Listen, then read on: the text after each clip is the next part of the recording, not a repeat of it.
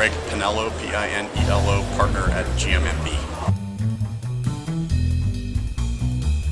Well, it'll be interesting to see if any of the debate about civility actually plays out in political advertising. I'm betting no way, and political ads will be just as tough in the next cycle as they ever have been. Trend-wise, I think the media landscape continues to fragment. I think it's going to continue to be more and more cable, radio still being more important than people give it credit for, and finding ways to deliver video online in a whole bunch of different channels is probably things that we have to keep exploring. I think comedy you got to be a little careful with in politics, and particularly in tough times. I think that sometimes the tolerance level for that is a little lower. It can feel a little off if what is happening in people's lives is so tough. We didn't do any real comedy work on the Obama campaign. I think there's probably more of a place for it in negative ads if it is giving you a little bit of, takes a little bit of the edge off, but you're still delivering a sharp message.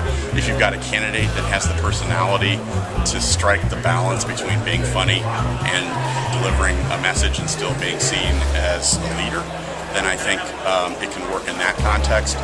But I think it's hard. I mean, I think if you think about most of the best political ads in history, very few of them are actually funny. And maybe that's something we ought to look harder at. But I think the heartstrings, emotional power, those are really important. Sometimes that can be accomplished through humor too. Negatives. Well, look, I mean, that's a facile answer for a media consultant to say, but I want to do beautiful positives, and I want to do funny, edgy, cutting negatives. And sometimes there is more opportunity and more room, and frankly, it's a bigger challenge to do a good negative. It's so easy to just put some, depressing music on and grainy black and white images of your opponent. If you're doing that, I'd rather do positives. If we're thinking of really interesting ways to try to make the point factually, without crossing any line of propriety or anything like that, then I think negatives are a great challenge that I really enjoy trying to solve.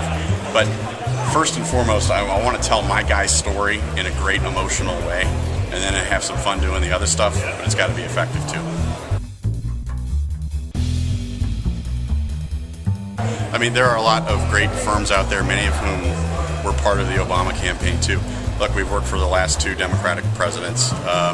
I think that we have the most capable media buying shop in Washington by far. We buy for the DSCC, for the DCCC. So our media buying capability, which sustains cycle over cycle, the biggest department I think that works this in Democratic politics, is a key advantage.